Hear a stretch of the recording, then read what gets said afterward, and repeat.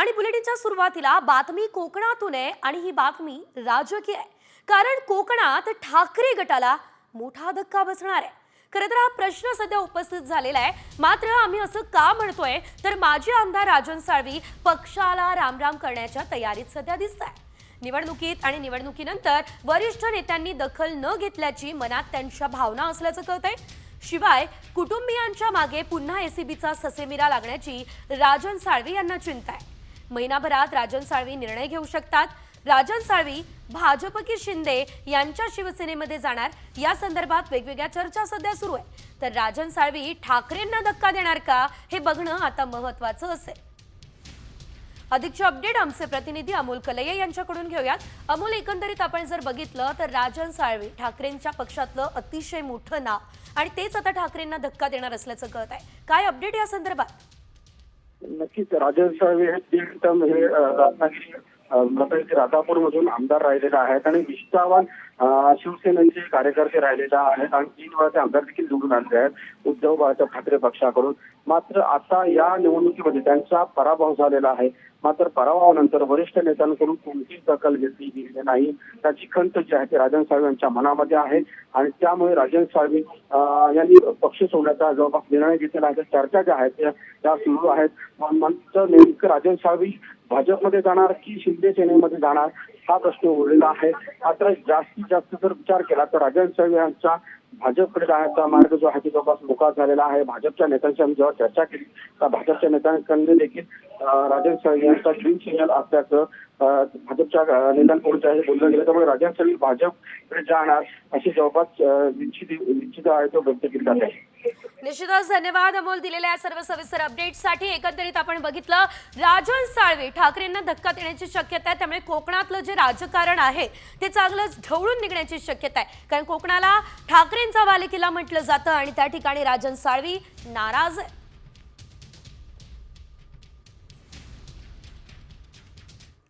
एकीकडे कोकणात आपण बघितलं ही मोठी घडामोड होऊ शकते, मात्र दुसरीकडे बातमी आणखी मोठी आहे, कारण अजित पवार आणि शरद पवार हे पुन्हा एकदा एकत्र येणार अशी चर्चा रंगली आहे।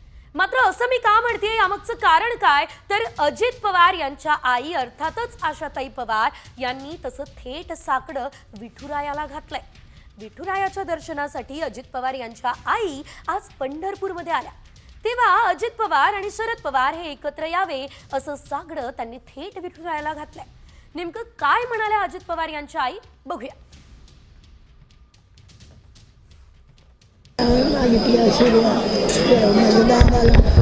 सर्वांना चांगलं वर्ष सुखी जाऊ दे, आपले सगळे वाद संपू दे देवाला सांगितलं। पांडुरंगाला दाराच्या मागची सगळी जाऊ दे। शरद पवार आणि अजित दादा एकत्र यावे। हो हो पांडुरंगाला ऐकणार। हो ऐकणार। माननीय शरद पवार साहेब आणि अजित पवार साहेब यांच्याबद्दलचा निर्णय त्या दोघांनीच घ्यायचा आहे। भारतीय जनता पार्टीकडून ना असण्याचं काही कारण नाही आहे, त्या पक्षाने निर्णय करायचा आहे, त्यांच्या नेत्यांनी निर्णय करायचा आहे, त्यामुळे त्यांच्या निर्णयात मी काही बोलणे योग्य नाही। त्यामुळे आता खरंच अजित पवार आणि शरद पवार एकत्र येणार का हे बघणं आगामी काळात अतिशय महत्त्वाचं असणार आहे। यानंतर घेऊयात उर्वरित सर्व मोठ्या आणि महत्त्वाच्या घडामोडींचा वेगवान आढावा। वाल्मिक कराड याला 15 दिवसांची सीआयडी कोठडी आता सुनावण्यात आलेली आहे। खंडणी प्रकरणामध्ये कराडला 15 दिवसांची सीआयडी कोठडी ही सुनावली गेली आहे। हत्या आणि खंडणीचं कनेक्शन असल्याचा सीआयडी वकिलांनी दावा केलाय।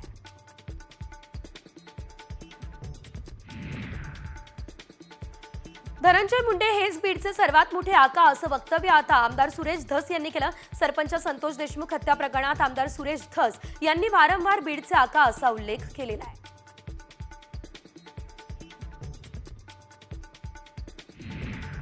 सरपंच हत्या प्रकरणातल्या 3 फरार आरोपींच्या मुसक्या सीआयडी आवरणार आहे। सुदर्शन घुले, कृष्णा सांगळे आणि सुधीर सांगळे अशी आरोपींची नाव आहे। सुदर्शन घुले हा महाराष्ट्रातच असण्याची शक्यता आहे, तर कृष्णा आंधळे आणि सुधीर सांगळे हे मात्र 2 आरोपी राज्याबाहेर असल्याचा संशय आहे। मंत्री धनंजय मुंडे यांच्यावर पक्षातलेच वरिष्ठ नेते नाराज असल्याची माहिती सूत्रांनी दिली। सरपंच संतोष देशमुख हत्या प्रकरण धनंजय मुंडे यांनी व्यवस्थित हाताळलं नाही असं वरिष्ठांचं म्हणणं आहे।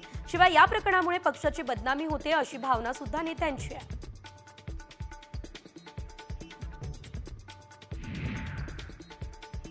स्थानिक स्वराज्य संस्थांच्या निवडणुकीसाठी सज्ज राहा अशा सूचना राष्ट्रवादीचे प्रदेश अध्यक्ष जयंत पाटलांनी कार्यकर्त्यांना दिल्या. तर विधानसभा निवडणुकीनंतर पक्षातील लोक सोडून न गेल्यानं जयंत पाटलांनी समाधान व्यक्त केलं.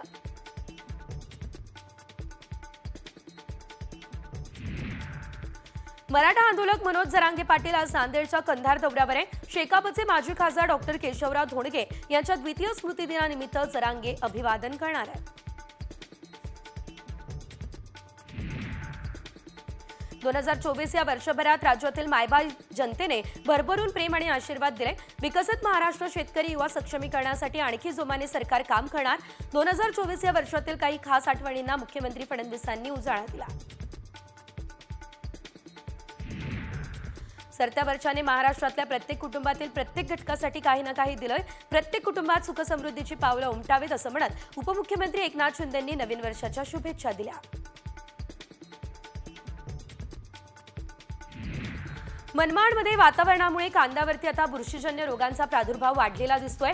कांद्याचे शेंडे पिवळी पडल्यात. कांद्यावरती होत असलेल्या मावा आणि करपा या रोगांमुळे शेतकरी मात्र आता चांगलाच त्रस्त झालाय. यवतमाळ जिल्ह्यामध्ये दुष्काळी उपाययोजना लागू होणार आहेत. तर अंतिम पैसेवारीमध्ये जिल्ह्यातील शेतीची विदारक स्थिती समोर आली. त्यामुळे दुष्काळावरती शिक्कामोर्तब झालंय. म्हणूनच आता यवतमाळ जिल्ह्यात दुष्काळी उपाययोजना लागू केल्या जातील.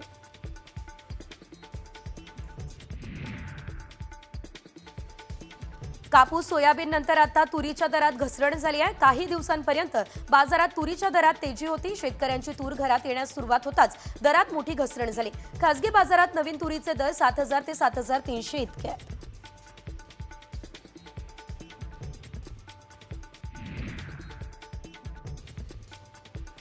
यंदाच्या रब्बी हंगामात सर्वात जास्त पेरणी क्षेत्र गव्हाखालेलं आहे. तर हरभरा, मसूर, वाटाणा, उडीद, मूग या कडधान्य पिकांचं क्षेत्र आघाडीवर असल्याची आकडेवारी आहे. रब्बी तेलबिया पिकांच्या लागवडीखालील क्षेत्र पिछाडीवर गेलंय असं केंद्रीय कृषी मंत्रालयाच्या आकडेवारीतून आता स्पष्ट झालेलं आहे.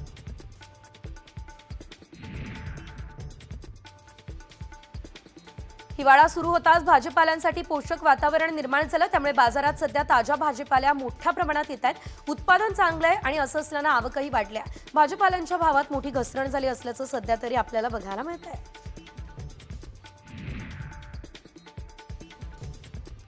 धामणी परिसरातील झापाची वाडी या ठिकाणी लघु पाटबंधारे प्रकल्प पूर्ण क्षमतेने भरले.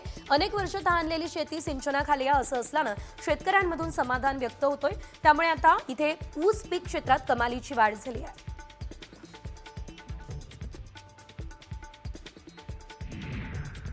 ऊसाचा रस फक्त गळीत हंगामाच्या काळात मिळतो आणि त्यामुळे हरियाणामधील कर्नाल ऊस संशोधन संस्थेच्या शास्त्रज्ञांनी ऊसाच्या रसाची पावडर केली. या पॅकेटबंद पावडरची वैधता उत्पादनाच्या तारखेपासून 6 महिने पुढे असणार आहे.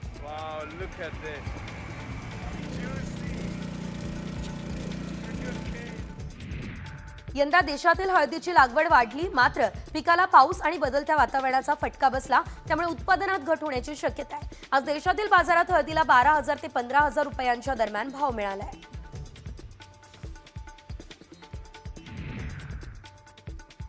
जव्हार तालुक्यात आंबा पीक सुमारे 904 हेक्टर लागवडीखाली आहे. मात्र दिवसभर ऊन आणि पहाटेच्या वेळी थंडी यामुळे आंबा मोहराला बुरशीजन्य रोगांचा प्रादुर्भाव झालेला आहे. त्यामुळे उत्पन्नात घट होण्याची धास्ती आंबा बागायतदारांना लागली आहे.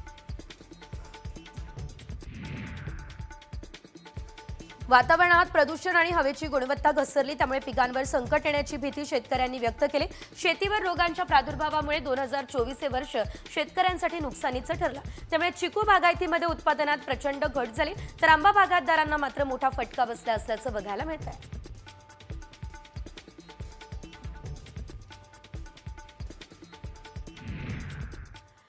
आणि यानंतर बघूयात एक ब्रेकिंग न्यूज. खरं तर रायगडच्या पालकमंत्री पदावरून रस्सीखेच सुरू असल्याचं वाटत नाही. ही प्रतिक्रिया मंत्री भरत गोगावलेंनी दिली आहे. मी सिनियर आमदार आहे आणि आता मंत्री देखील आहे. त्यामुळे पालकमंत्री पद हे मलाच मिळणार आहे ही अपेक्षा गोगावले यांनी व्यक्त केलेली आहे. पाहूयात गोगावले नेमकं म्हणताय तरी काय. रस्सीखेच आहे असं काय वाटत नाही आहे. आता सिनियर मोस्ट मी आमदार आहेत. 3 आमदार आमच्या आहेत, 3 भाजपच्या आहेत, 1 राष्ट्रवादीचा आहे. आणि त्या अनुषंगाने की मागच्या वेळेला ते जिल्हा आमच्याकडं होता आणि त्यावेळेला मी नव्हतो. पण ह्यावेळेला मी स्वतः आहे. त्याच्यामुळे ते मला मिळेल असं अपेक्षा आहे. सरपंच संतोष देशमुख यांच्या हत्या प्रकरणात गावकऱ्यांचं पाझर तलावात जलसमाधी आंदोलन सुरू होतं, तर हे आंदोलन आता मागे घेण्यात आलेलं आहे. सरपंच हत्या प्रकरणातील फरार 3 आरोपींना तात्काळ अटक करा, ही प्रमुख मागणी या गावकऱ्यांनी केली. समृद्धी महामार्गावरती मेहकर जवळ डोणगाव परिसरात ट्रक आणि जड वाहतूक करणारी वाहनं महामार्गाच्या लेनमध्ये पार्क केली जातात, त्यामुळे मोठा अपघात होण्याची शक्यता पुन्हा निर्माण झाली. या ठिकाणी अनेक अवैध स्टॉल्स आणि हॉटेल्स असल्यानं वाहनं थांबत असल्याचा देखील अंदाज व्यक्त केला जातोय.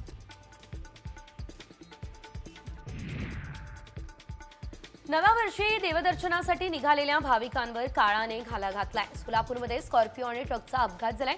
यामध्ये 4 जण जागीच ठार झाले, 7 ते 8 जण गंभीररित्या जखमी झाले असल्याचं वृत्त आहे. सर्व भाविक नांदेडचे रहिवासी असल्याची प्राथमिक माहिती मिळते आहे. सोलापूर धुळे महामार्गावरती 2 वाहनांचा भीषण अपघात झाला, तर अपघातामध्ये एकाचा मृत्यू आणि 4 जण गंभीररित्या जखमी झाले असल्याचं वृत्त आहे. हे सर्वजण भूम तालुक्यातील वरेवडगाव या ठिकाणचे असल्याची माहिती आहे.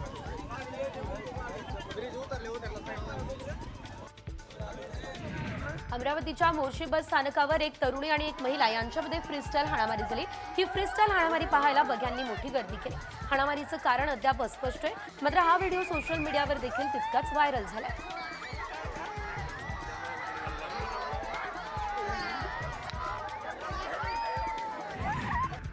जळगावच्या पाळधी या ठिकाणी 2 गटांमध्ये तुफान राडा झाला. यावेळी समाजकंटकांकडून 3 ते 4 गाड्यांची जाळपोळ झाली. दरम्यान परिसरात तगडा बंदोबस्त तैनात करण्यात आलेला आहे आणि तणावपूर्ण शांतता सुद्धा दिसते.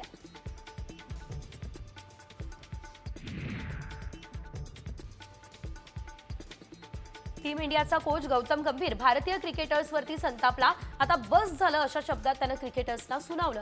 खास करून विराट कोहली आणि ऋषभ पंतवर कोच संतापला. 4थ्या टेस्टमध्ये ऑस्ट्रेलिया विरुद्ध भारताला मोठा पराभव पत्करावा लागलाय.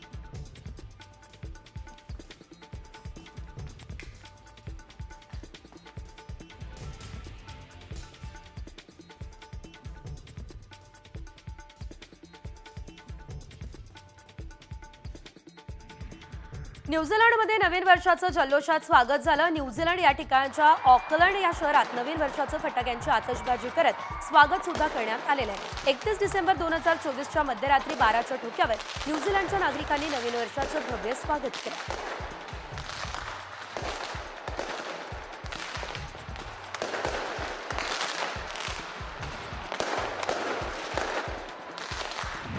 ऑस्ट्रेलियामधल्या सिडनीमध्ये नवीन वर्षाचं मोठ्या उत्साहात स्वागत झालं. सुप्रसिद्ध सिडनी हार्बर ब्रिजवरती आणि ऑपेरा हाऊस परिसरात नवीन वर्षानिमित्त फटाक्यांची आतषबाजी सुद्धा करण्यात आलेली आहे.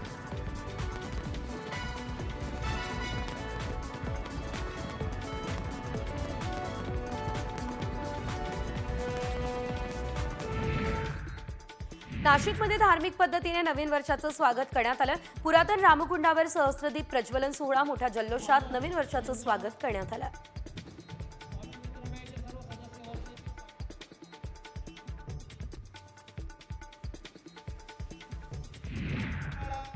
पुण्यात नवीन वर्षाचं जोरदार स्वागत झालेलं आहे. FC रोड JM रोडवरती एकत्र येत नागरिकांनी नवीन वर्षाचं स्वागत केलंय. यावेळेस डीजेच्या तालावर तरुण तरुणी थिरकताना दिसल्या.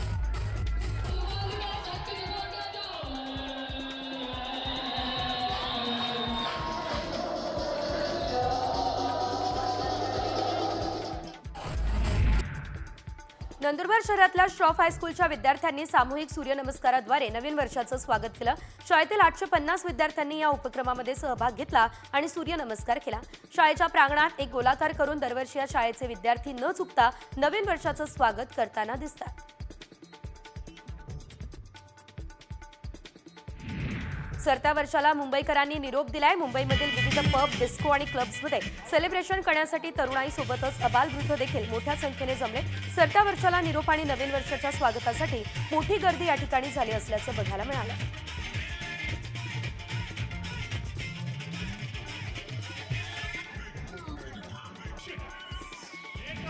मुंबईच्या लोकलने नवीन वर्षाचं अनोखं स्वागत केलं. CSMT स्थानकावरती मध्यरात्री 12 वाजता लोको पायलटने लोकलचे हॉर्न वाजवले आणि दणक्यात नवीन वर्षाचं स्वागत केलं. या अनोख्या सेलिब्रेशनचा व्हिडिओ सोशल मीडियावर तुफान व्हायरल झाला.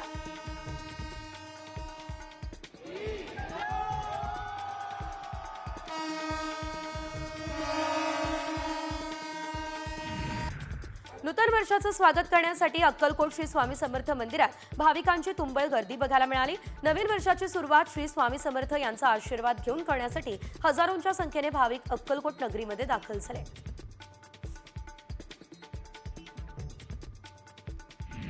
नवीन वर्षाचं स्वागत मुंबईकर सिद्धिविनायकाच्या दर्शनानं आज करताय। सिद्धिविनायक दर्शनासाठी हजारोंच्या संख्येने भाविकांची गर्दी बघायला मिळते। सिद्धिविनायक मंदिर न्यासानं देखील आता भाविकांच्या सोयीसुविधांसाठी विशेष असं नियोजन केलेलं आहे।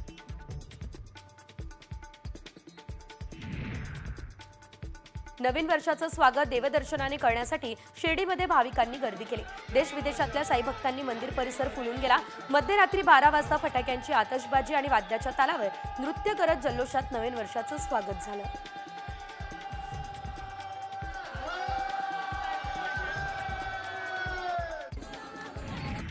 पुण्यातल्या श्रीमंत दगडूशेठ गणपती मंदिरात मोठी गर्दी झाली। नवीन वर्षाच्या पहिल्याच दिवशी बाप्पांचं दर्शन घेण्यासाठी भाविकांची काल रात्रीपासून गर्दी बघायला मिळाली। गणपती बाप्पा मोरयाच्या जयघोषामध्ये संपूर्ण परिसर दुमदुमला असल्याचंही बघायला मिळालं। संत गजानन महाराजांच्या समाधीचं दर्शन घेऊन नवीन वर्षाची सुरुवात करण्यासाठी लाखो भाविक शेगावमध्ये पोहोचले। भाविकांनी रात्रभर दर्शनासाठी हजारो भक्तांनी रांग लावल्याचं चित्र बघायला मिळालं।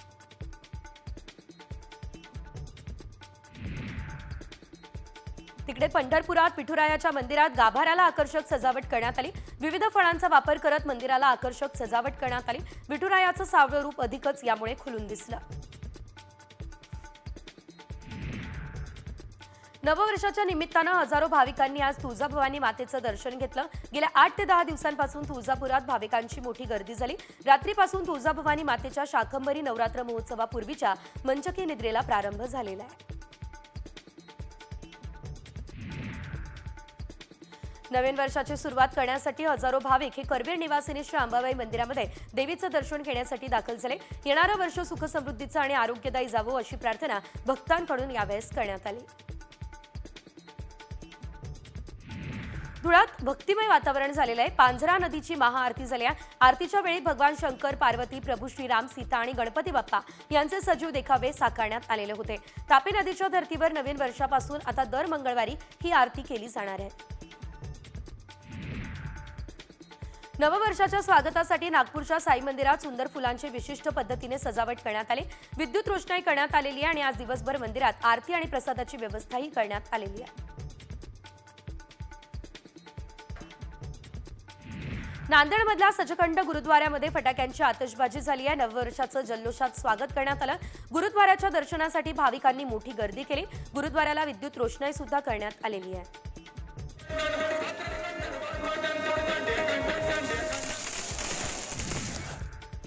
नवीन वर्षाच्या निमित्तानं अमरावतीचे कुलदैवत असलेल्या श्री अंबादेवीच्या चरणीत आता दर्शनासाठी भाविकांनी सकाळपासून गर्दी केलेली आहे। तर दरवर्षी नववर्षाच्या निमित्तानं भाविक अंबादेवी आणि एकविरा देवीच्या दर्शनासाठी मंदिरामध्ये रीघ लावत असतात। नागपूरकर नेहमीच नववर्षाची सुरुवात प्रसिद्ध गणेश टेकडी मंदिरात जात गणरायाच्या दर्शनानं करतात। आज पहाटेपासून टेकडी गणेश मंदिरात भक्तांची दर्शनासाठी गर्दी दिसते। गणेश टेकडी मंदिरात नववर्षानिमित्त फुलांची आकर्षक सजावट सुद्धा करण्यात आलेली आहे। नवीन वर्षाच्या पहिल्याच दिवशी आता त्र्यंबकेश्वर मंदिरात दर्शनासाठी भाविकांनी गर्दी केली। मंदिराच्या बाहेर 1 ते 1.5 किलोमीटर दर्शनासाठी रांग लागली। 4 ते 5 तास रांगेत उभे राहून दर्शन घेतलं जातंय। नवीन वर्षाच्या स्वागतासाठी वणीच्या सप्तशृंगी गडावर सुद्धा भाविकांनी गर्दी केली आहे। भाविकांची गर्दी बघता आता आदिमायेच्या दर्शनासाठी 24 तास मंदिर खुलं ठेवण्याचा निर्णय सुद्धा घेण्यात आलेला आहे। पहाटेपासून भाविकांनी देवीच्या दर्शनासाठी रांग लागली असल्याचं बघायला मिळतंय। नवीन वर्षाचं स्वागत अनेकांनी गणपती बाप्पाच्या दर्शनानं केलं। गणपतीपुळ्याला पर्यटकांनी सर्वात जास्त पसंती दिली। त्यामुळे गणपतीपुळे मंदिरामध्ये दर्शनासाठी भाविकांच्या लांबच लांब रांगा लागल्या। या भाविकांची चोख व्यवस्था मंदिर प्रशासनानं केलेली आहे। न्यू इयर सेलिब्रेशनचा उत्साह शिगेला पोहोचलाय। असं असताना जगद्गुरू संत तुकाराम महाराजांच्या देहूनगरीत देहू नगर पंचायतीने द दारूचा नाही तर द दुधाचा ही संकल्पना राबवली। रात्री नागरिकांना मसाला दुधाचं वाटप करून नवीन वर्षाचं स्वागतही करण्यात आलंय।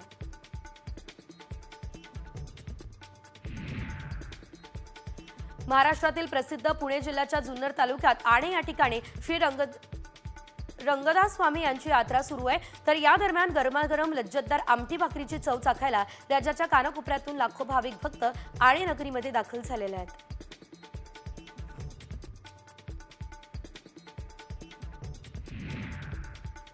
सरपंच हत्या प्रकरणी फरार आरोपींच्या मुसक्या आवळण्याची तयारी सीआयडीनं केली. सुदर्शन घुले, कृष्ण सांगळे आणि सुधीर सांगळे या तिघांच्या घरच्यांची आणि नातेवाईकांची कसून चौकशी केली जाते. आरोपी नातेवाईकांच्या संपर्कात आहेत का याचा तपास सीआयडी सध्या करते.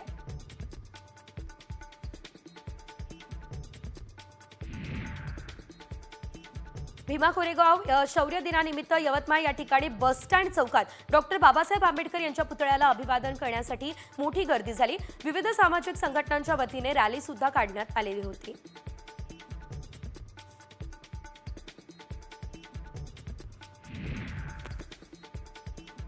कोरेगाव भीमा या ठिकाणी पोलीस अलर्ट मोडवर आले आहे. चोरीच्या घटना टाळण्यासाठी आणि कायदा सुव्यवस्थेचा प्रश्न निर्माण होऊ नये यासाठी पुणे नगर महामार्गावरती विजयस्तंभ परिसरात सीसीटीव्ही कॅमेऱ्याच्या माध्यमातून करडी नजर ठेवली जाते.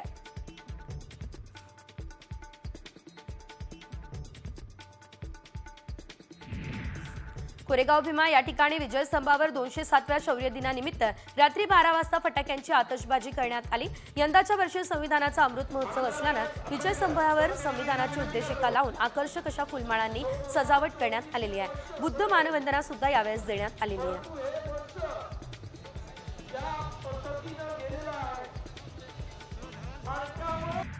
अमरावती जिल्ह्यातील मोर्शी बस स्थानकावर महिलांची फ्रीस्टाईल हाणामारी झाली. ही हाणामारी बघण्यासाठी बस स्थानकावर बघ्यांची गर्दी झाली. हाणामारीचं कारण मात्र अद्यापही कळू शकलेलं नाही.